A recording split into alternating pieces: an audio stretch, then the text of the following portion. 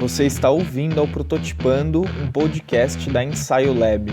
Meu nome é Pedro Piovan, eu sou fundador da Ensaio e por aqui a gente vai receber quinzenalmente diversas pessoas que são amigas da inquietude para a gente navegar e explorar juntos a essência da inovação e do design.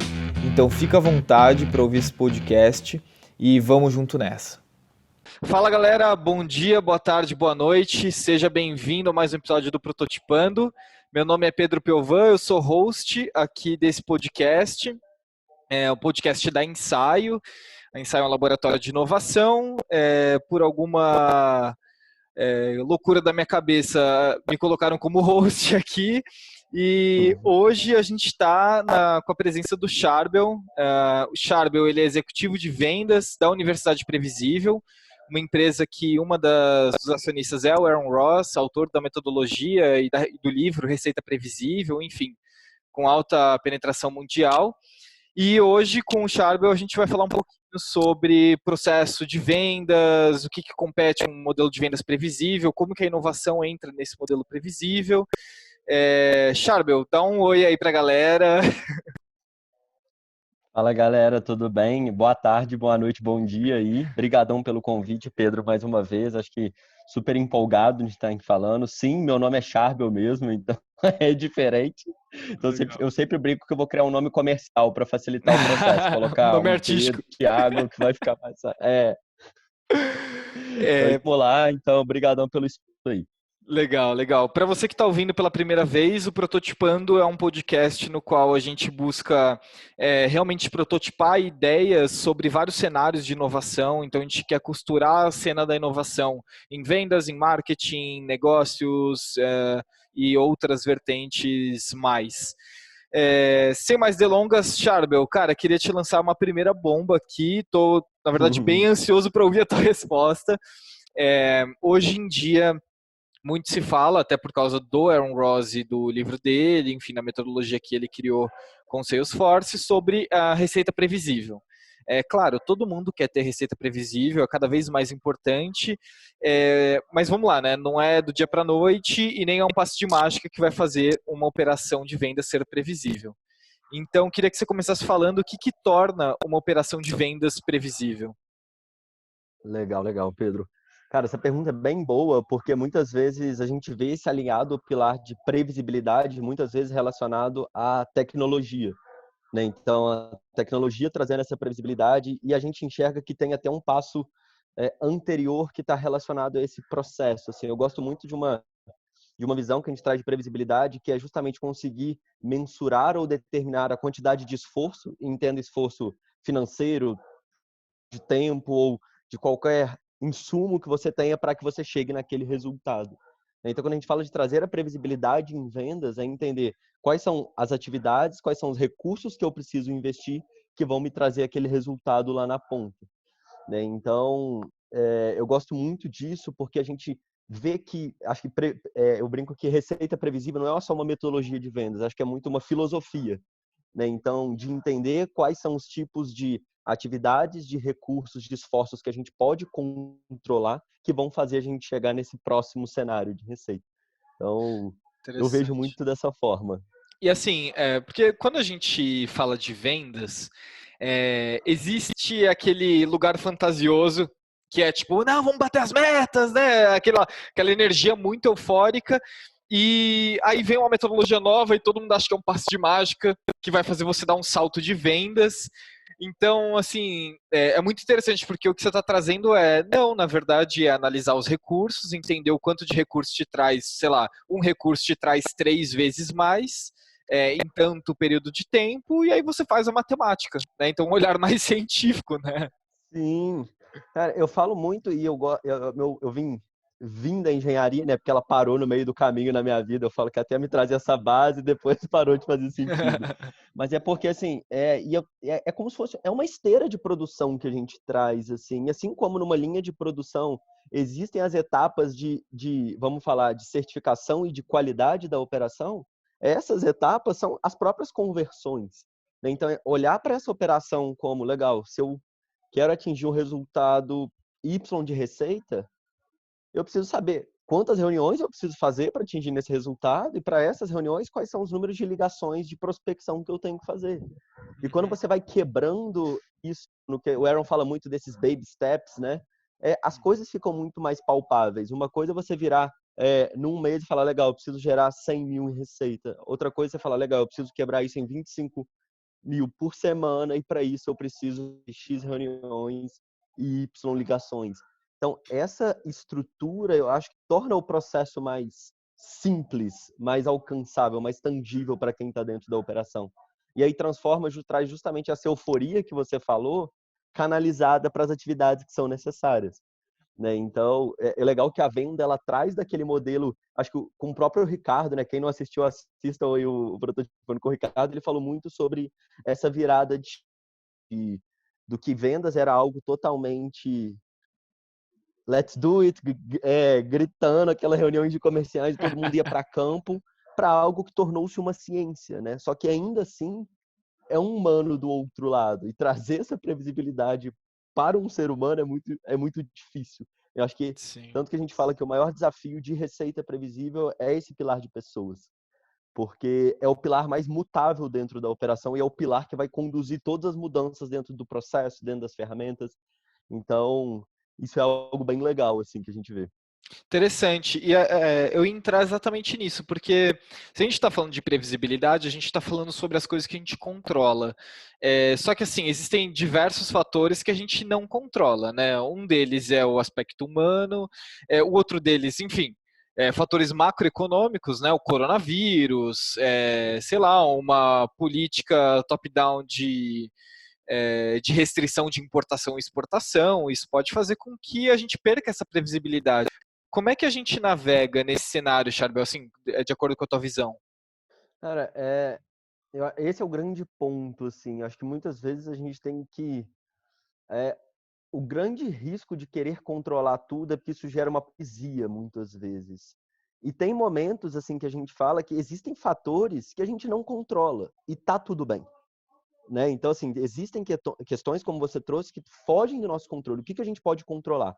As atividades as atividades que a gente precisa fazer para chegar até aquele resultado. É a mesma analogia que eu falo, assim, né? Eu gosto muito disso e traz muito em um livro, até uma recomendação, chama Cracking the Sales Management Code. Né? Ele é bem legal porque ele fala justamente sobre isso. Você não consegue controlar quando... você não consegue controlar quando você vai atingir influência em inglês, mas você consegue controlar o número de horas diárias que você estuda. Então, a gente não consegue controlar o nível da dificuldade que vai ter numa prova que você for fazer, mas você consegue controlar o quanto você se prepara para isso. Eu acho que esse é o grande ponto, né? A partir do momento que a gente entende o que é controlável e gerenciável, a gente canaliza os esforços para isso. E aí eu acho que vem justamente outras metodologias, até mesmo dentro da inovação, metodologias ágeis que permitem uma movimentação e uma adequação mais rápida dentro desses processos de, vamos falar, fatores externos totalmente incontroláveis, né? Não sei, então, assim, eu vejo que é muito isso. Acho que primeiro o grande ponto que eu acho que as empresas têm que fazer é, primeiro, olhar para esse arroz com feijão que é controlável, fazer isso muito bem, e aí ter essa velocidade de mudança, de adequação com diversos outros fatores externos. Né? Como que grandes eventos aí a nível globais, com uma crise dessa, de repente viraram a chave, transformaram ele totalmente remoto, e tem evento que está conseguindo cobrir todos esses custos que teriam pela não ocorrência. Então, eu acho que isso é para a vida, assim. Eu vejo muito isso, sabe? A gente tem que focar no que a gente consegue controlar. Não sei se isso faz sentido aí para ti. Total, total. Cara, eu lembro faz o que uns 8 meses que eu sentei com o meu time de vendas aqui e, enfim, por um processo bem intuitivo, não seguindo nenhuma metodologia, né, de vendas, etc. A gente a gente fez exatamente isso, galera. Então vamos lá. O que a gente não controla e o que a gente controla? A gente separou. E aí o que a gente controla, a gente, enfim, criou metas, indicadores e mais do que isso, a gente criou uma métrica de progresso. Porque uma coisa é a meta financeira, né? Então, no fim do quarto eu quero terminar, sei lá, com 100 mil reais de venda. Eu tô aqui, outra coisa onde eu tô, e qual que é o progresso, né? Não é só eu colocar uma meta e falar, galera, vamos lá, né? Mas como é que eu meço esse progresso? E aí, juntando bastante do conhecimento de growth, equação, de crescimento, etc., a gente cria uma métrica de progresso que a gente acompanha diariamente, em que a cada atividade realizada a pessoa pontua, né? Ou seja, não é um conhecimento novo, né? É um conhecimento já muito antigo, inclusive. Sim. Então, que é isso, né? Como que a gente mede o progresso de um time de vendas, né? Exato. Isso vem muito, e, cara, eu vou citar o livro de novo, porque ele é muito legal nesse ponto que ele traz, que ele justamente separa a área comercial em três macrométricas que a gente acompanha, né? Os business results, né, os resultados de negócio, que tá relacionado a market share, receita, que é o que você falou, que são os objetivos finais da organização, os objetivos de venda, né? Então, que são essas métricas que a gente acompanha esse progresso, ou seja, para eu atingir receita, eu tenho que trazer novos clientes. Só que esses objetivos de vendas a gente não consegue controlar. Eu não consigo controlar quantos novos clientes vão entrar. Eu consigo controlar o número de demonstrações que eu faço dentro de um mês, ou o número de prospecções que faço. Então, o que ele faz é justamente isso, né? Então, as atividades de venda são aquelas atividades em que qualquer esforço que a gente coloque, e aí entenda esforço mais uma vez, como tempo ou recursos, que vão efetivamente girar aquele ponteiro, e essa girada de ponteiro vão influenciar os objetivos de venda. E aí, por si só, esses objetivos de venda impactam nos objetivos do negócio. E é bem legal quando você traz isso, cara, acho que para tudo na vida que, cara, você tem que fazer, assim, acho que esse é o grande ponto em vendas, assim, é, mais importante do que sprints é a consistência e a constância. Então é melhor você entregar 3, 4 reuniões toda semana do que dar um gás de 15 reuniões numa semana e na outra você entrega 3, na outra você entrega 7. Então, esse tipo de previsibilidade, a gente fala muito, é mais importante ter a constância do que os outliers. Porque, cara, você não consegue controlar. É melhor você ter uma operação que te entrega 7 de forma consistente do que o 14 de forma esporádica. Porque isso te impede de ter esse crescimento saudável, sabe? E, cara, crescimento saudável é você como gestor, você como liderança, deitar a cabeça no travesseiro e, putz, as contas vão ser pagas esse mês, a gente está crescendo, eu vou poder expandir minha equipe. Né? Então, esse é o grande ponto que a gente fala de quebrar essas etapas, porque, cara, todo mundo tem que ter uma boa noite de sono, né? Não existe aquela ideia do empreendedor vira noite para entregar, cara, é equilíbrio, né? Então, a gente vê muito isso pro lado pessoal também. Total. E aí eu quero só fazer um grifo aqui na tua frase, porque o que a gente ouve cotidianamente, e aí em centros de inovação, em hubs de inovação, em aceleradoras, é muito contrário, né? Não, tem que dar sangue, gás para fazer o negócio crescer, então se vamos vir à noite, vamos trabalhar, não sei o que. Essa cultura do hard work tóxica, e aí o que você está falando é o contrário, é assim, galera, não vamos se intoxicar, né? Vamos, enfim, vamos trabalhar com previsibilidade, cadência, e trabalhar de uma forma um pouco mais consciente, né? Até porque a gente já entendeu, pelo menos se a gente ainda não entendeu, a gente tem que entender que o mundo já deu errado com esse modelo do hard work e dessa cultura tóxica, né?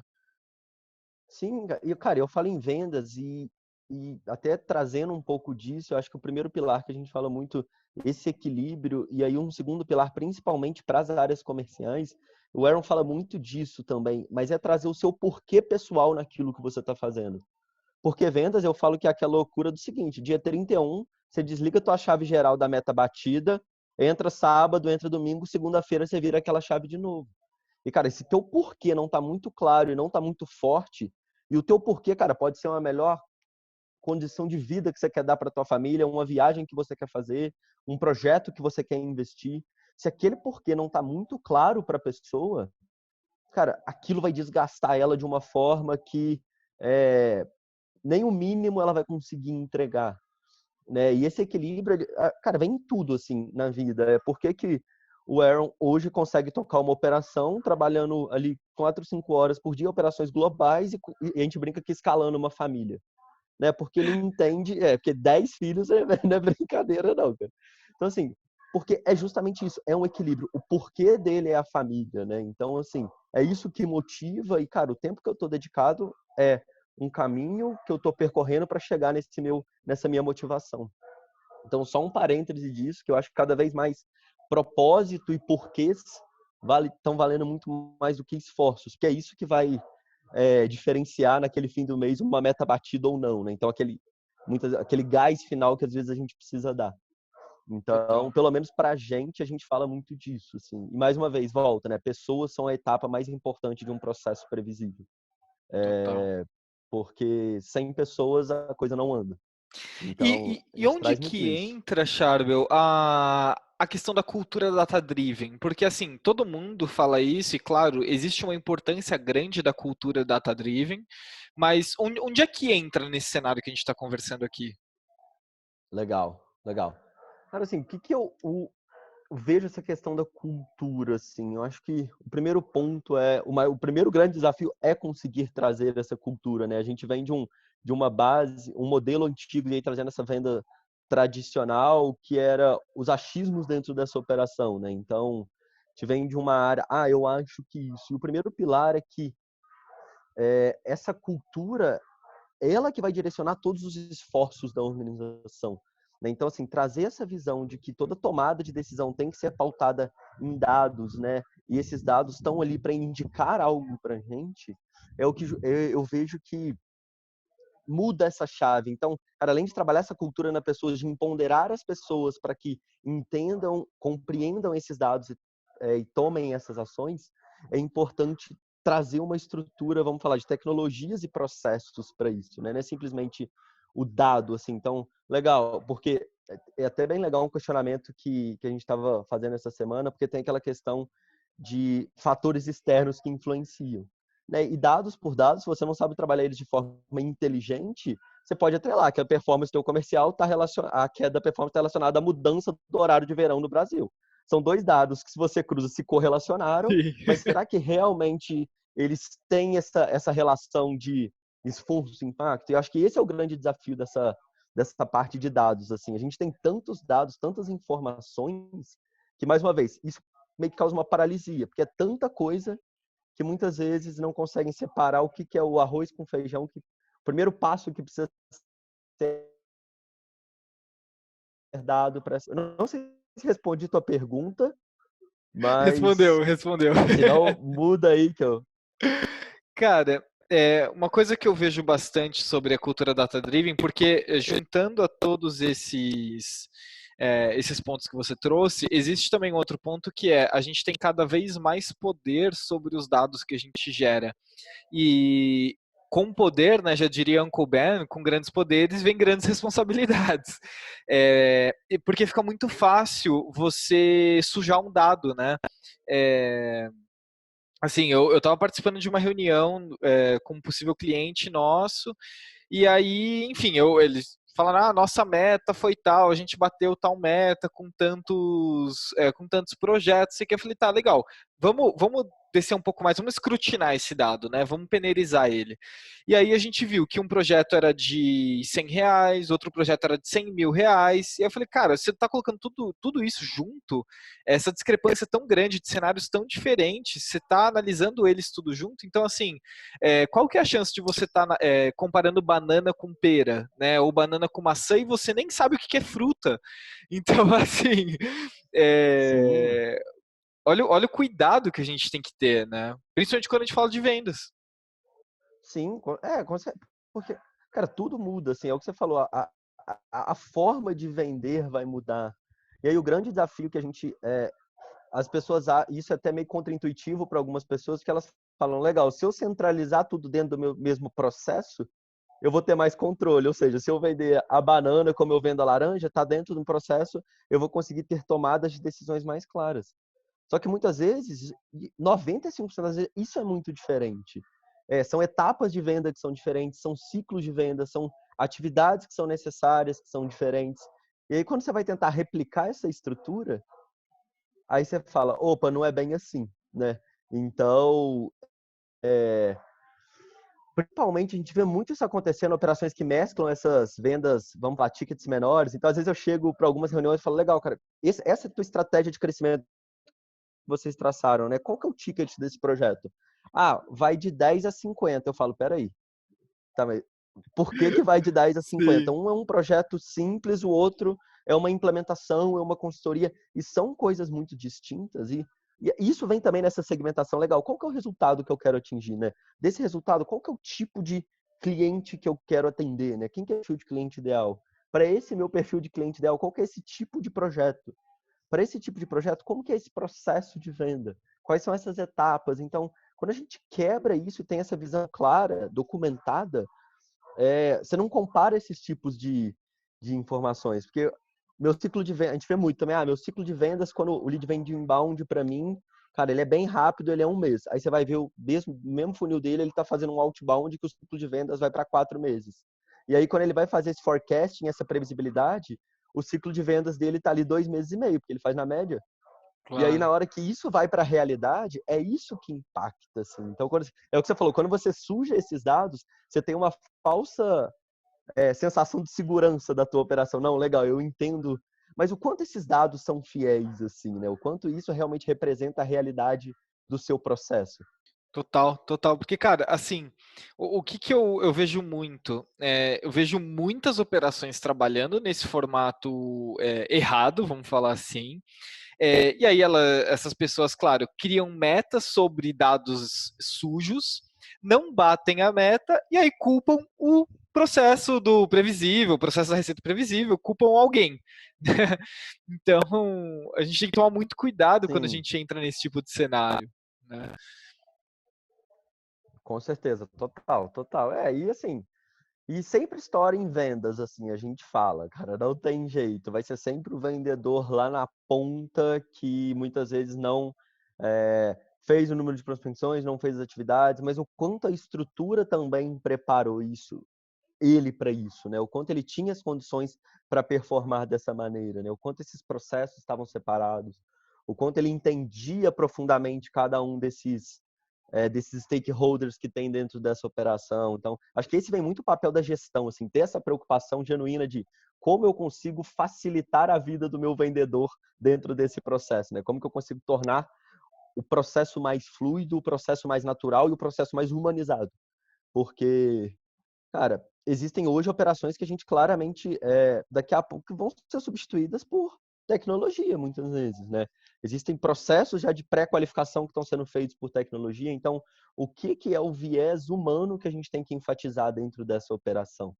Eu vejo muito o papel da gestão também como essa preocupação, né? Como eu consigo matar o meu próprio processo, trazendo essa maior humanização, e como eu consigo melhorar a vida do meu vendedor lá na ponta para que ele consiga executar isso e não ficar, cara, não dormindo sexta-feira porque não bateu a meta da semana. E, Charbel, o que que você vê que são as maiores oportunidades de inovação nesse cenário de vendas que a gente está atualmente? Cara, boa pergunta. Eu ainda friso que a gente precisa, acho que um dos pilares de inovação que a gente tem que olhar com muito carinho, até antes mesmo de tecnologia, de todas aquelas questões que a gente já fala, é ainda trazer pessoas como o pilar de tudo, assim. E pessoas dentro do processo, assim, cara. O quanto realmente você entende a jornada desse teu... Cara, primeiro eu falo a jornada desse teu stakeholder. Então, a jornada desse teu vendedor. Cara, quais são os desafios? O quanto você olha para o seu processo também olhando pela ótica do teu vendedor e o quanto você olha pela ótica do seu consumidor, né? Então, esses processos de inovação, essas rodadas de inovação que te permitem, vamos falar, calçar os sapatos, são que eu vejo que são o maior potencial de transformação. Cara, para mim mais vale um processo manual com poucas montado e pautado na ótica desse cliente, na ótica desse consumidor, do que uma operação super estruturada, automatizada. Porque, cara, quando você não faz o arroz com feijão muito bem feito, cara, você só vai escalar o teu gargalo, né? Então, quando você coloca a ferramenta para automatizar, você bota a tecnologia para escalar, você só vai aumentar a quantidade de dinheiro que você deixa na mesa. Então, cara, Cara, muito para mim o bom. maior pilar de inovação é essa virada de chave, assim, sabe? Eu acho que pessoas é tudo nesse processo. E a gente não vê não vê isso sendo discutido, sabe? Não vê a preocupação de discutir sobre saúde mental desses colaboradores que estão dentro desse processo. A gente não vê a preocupação em discutir, na experiência do teu consumidor, do teu cliente dentro da tua jornada de compra. E eu acho que essa vai ser a maior virada que está acontecendo já dentro dos processos de venda, assim. Cara, muito bom, porque você está falando isso, eu estou lembrando de uma reunião recente que eu tive, fui visitar uma operação de vendas, enfim, né, conheci toda a operação e tal, sentei com um gestor comercial, eu falei, cara, vamos lá, o que você precisa de ajuda? E ele falou, não, cara, assim, eu tô parando de vender, eu não tô vendendo mais, há 10 anos atrás eu vendia muito, o perfil do cliente mudou e tá tudo diferente, não sei o que, eu falei, tá bom, assim, vamos lá, né, mas entre ficar reclamando, acho que todo mundo pode reclamar a todo instante, né, mas vamos entender onde que está a principal queda. Aí a gente olhou lá, abriu o pipe dele, viu lá no funil dele que a maior queda era a queda da etapa de fechamento para realmente cliente fechado. Eu falei, cara, vamos entender um pouco quem que é essa pessoa que está comprando de você, porque na etapa de fechamento, aí ele começou, né? Na etapa de fechamento, cara, o setor de compras, meu, fica me apertando, ele quer desconto, isso que eu falei, tá bom, vamos entender um pouco a jornada do cara. E aí, enfim, já tive outros projetos com o setor de compras, eu sei, em setores de compra, então eu sei um pouquinho como é que funciona. E eu falei, cara, você já parou para pensar de que a maioria das pessoas, de compradores de grandes corporações, tem meta para bater de fechamento, né? Aí ele, falei, cara, e você está dando desconto? Não, não estou dando desconto. Então, assim, essa pessoa ela tem meta para bater de desconto que ela ganha. Então, se você não está dando desconto e outra pessoa dá, ela vai dar lost em você, ela vai dar lost em você porque você não deu desconto. Não é porque ela é chata, não é porque ela não é tua amiga, é porque ela precisa bater uma meta. Então, assim, Sim. é interessante porque é necessário esse processo empático com todos os stakeholders, né? Sim. Não dá para você ficar aí sentado esperando que alguém vá mudar a forma de. Porque, beleza, se você quiser mudar a forma como essas grandes corporações compram, cara, vai lá, mas enquanto isso, né, a gente precisa ter empatia sobre essa pessoa também, né? Com certeza. E assim, aí as pessoas sempre perguntam, tá legal, mas como que eu faço isso? Cara, senta a bunda na cadeira, pula numa sala como a gente tá, entrevista esse cara, entende quem são as pessoas e pergunta pra ele. Assim, cara, é impressionante o quanto as pessoas estão dispostas a falar a partir do momento que você sabe fazer as perguntas, assim, ou você está genuinamente interessado a ouvir o que ela tem pra falar, né? Porque, cara, atrás de uma meta, de um resultado de venda, a pessoa tem aqueles mesmos motivações pessoais que a gente tem que trazer, a pessoa tem as dela que estão lá na ponta, ela tem os resultados, porque, cara, se ela bater as metas, ela vai poder, cara, putz, fazer aquela viagem com a família que ela está sonhando. Então, acho que perguntar é o grande ponto. Acho que então já fica o insight aqui para quem ouvir a gente. Cara, o quanto realmente você está entendendo essa pessoa do outro lado, né? Então, entende, cara, como que é o teu processo de compra? Quais são os teus objetivos, as tuas métricas, os teus dados que estão relacionados com esse tipo de projeto?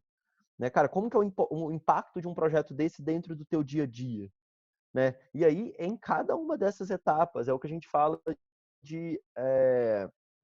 De eu gosto de quebrar isso como se fossem os micromomentos, assim. Cada setor, cada área que você conversa é uma venda que você está fazendo. Você tem que direcionar a mensagem certa para as pessoas certas, entendendo os objetivos de cada uma delas.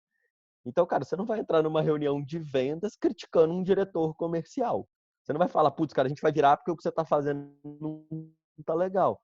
É conseguir virar essa chave, ter esse empatia, entender o que foi feito, o que ele está buscando e por que não está funcionando, para, cara, eu não estou aqui para fazer o teu trabalho por você, eu tô aqui para te ajudar a alcançar esse teu resultado. Eu sou teu parceiro, não teu concorrente interno.